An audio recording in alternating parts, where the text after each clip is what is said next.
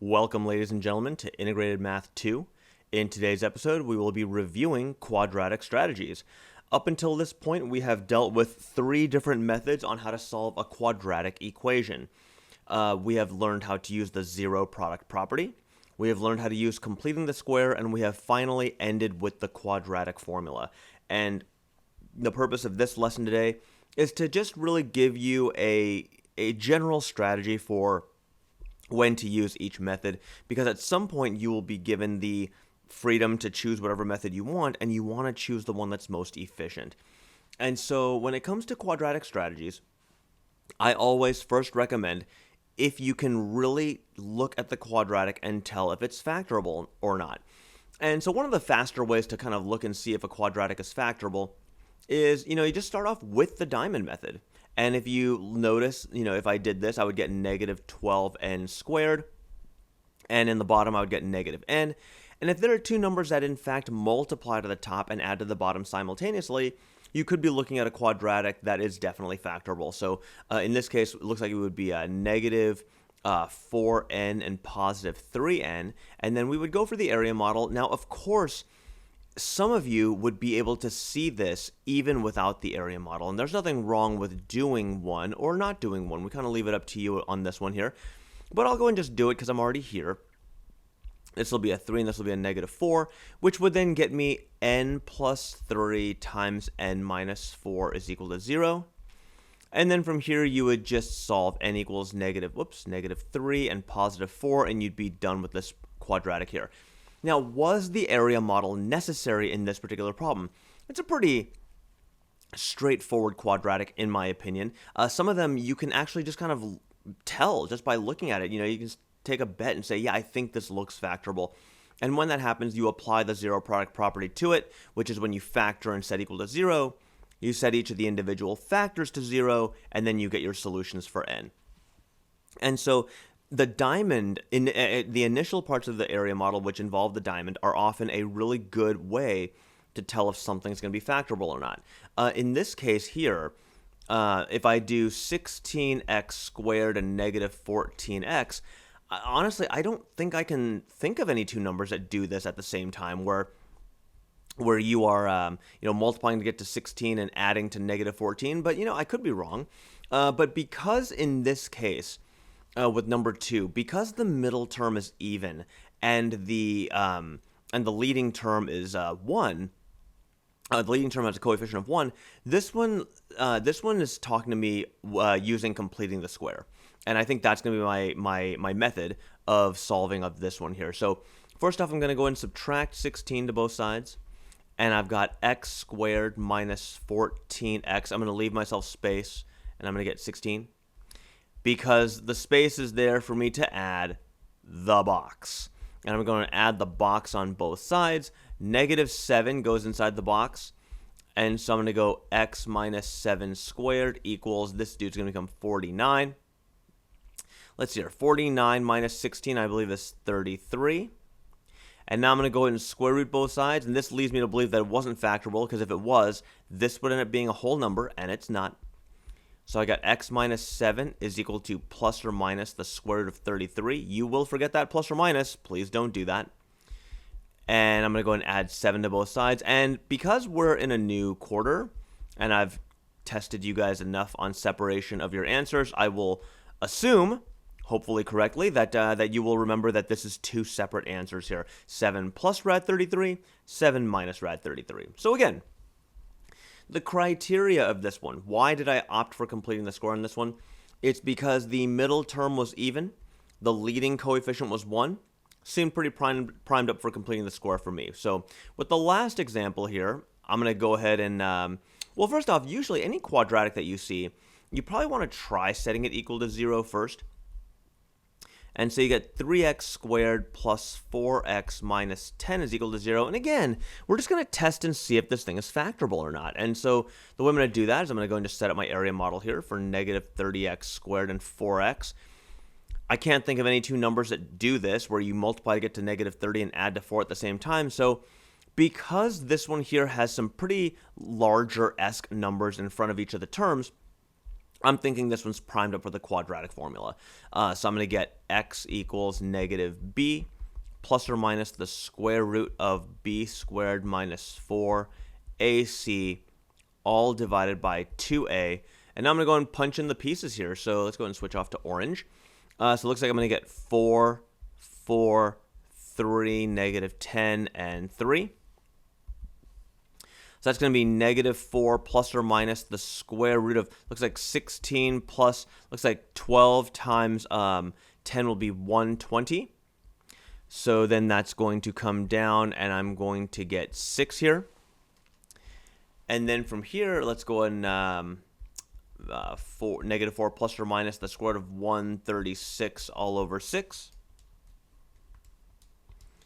And so now from here, this rad 136 is in fact breakdownable, because 136 I suspected was divisible by 4, and it is. It's 4 and 34, which is going to be what breaks this thing down. And I'm going to go ahead and call this negative 4 plus or minus 2 root 34 over 6. Now, because the three terms here are all even, I'm going to go and divide everything by 2. And that's going to distribute in. It's going to be negative 2 plus or minus the singular square root of 34, all divided by 3. And there you have it. So I'm going to go and do a couple more examples here, and then we will call it a class. And here we go with 3 more examples here. So from here, I'm going to go ahead and just select a strategy, and we'll see if it works out. So again, let's just test and see if this thing is factorable here. So just on the side here, I'll go and just do 6x squared and negative 11x. Clearly, I can't think of any two numbers that do these two things at the same time. So because my leading term has a coefficient of 3 and because the middle term is odd, I believe this screams quadratic formula to me. So I'll go and do that. B squared minus 4ac all divided by 2a. And now, again, I'll just punch in the pieces. So negative 11, that's going to be negative 11, 3, 2, and then 3. So again, I'm going to get 11 plus or minus the square root of 121, looks like minus 24 all over 6. And that's going to be 11 plus or minus the square root of 97 all over 6. And I don't believe 97 is divisible by any kind of square root that, or any kind of perfect square. So I think I'm going to go ahead and leave him as is. And there are my 2 answers. Again, why did I choose the quadratic formula for number 4? That 3 is not 1. You know, my leading my leading term has a coefficient that's not 1. And my middle term is an 11. It's odd. So if I was to do completing the square on this thing, I'd have to factor out a 3, make this 11 over 3. It's a big pain in the neck, and there's nothing wrong with it. But definitely, I think the quadratic formula is going to be your more efficient method. Clearly, this thing wasn't factorable, so it rested on the last 2 options. So quadratic formula is definitely faster. Number 5. Again, just test it out. And obviously, I think there's going to be a point in time where you're going to be able to look at a quadratic and just kind of have a sense in your gut saying, that's definitely not factorable. And this one isn't. And if we look at it, it's going to be 12x squared and negative 6x. I don't see anything that's going to do these 2 operations at the same time. So again, I've got a coefficient of 1, middle term of even. So I'm going to go ahead and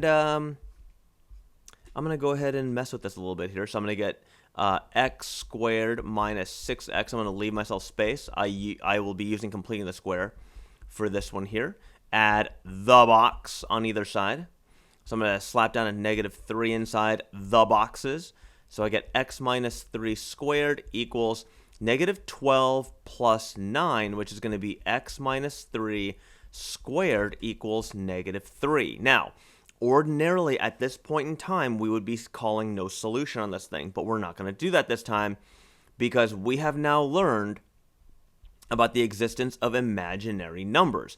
And so the square root of negative 3 ends up becoming I times rad 3 with a plus or minus on the outside. So because we now have a tool to deal with square roots of negative numbers, we can't just clip ourselves at no solution for negative square root values. So there's number 5. I hope that was pretty obvious.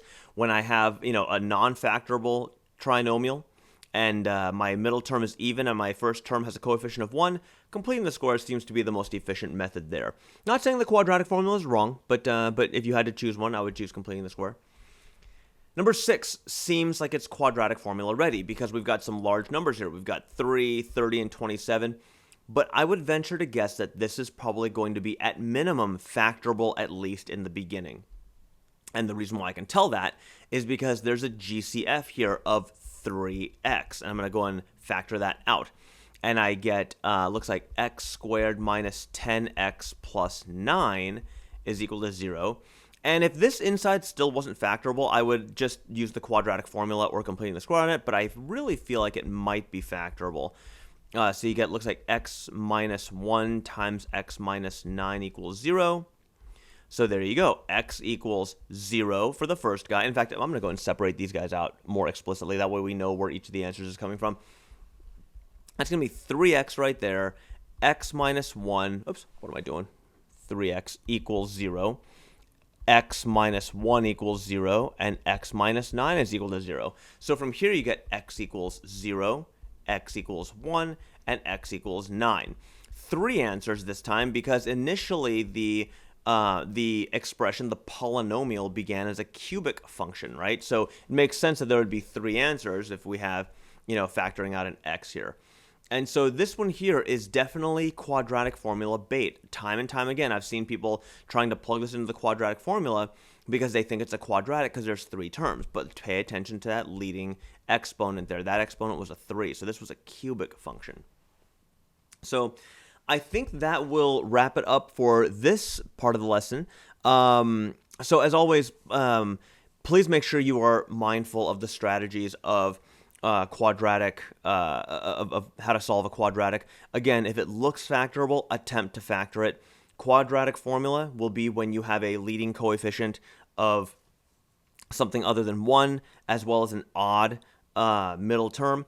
And then completing the square would be when you don't have something factorable and the middle term is even along with a coefficient of 1. These are not really rules or mandates. These are just guidelines.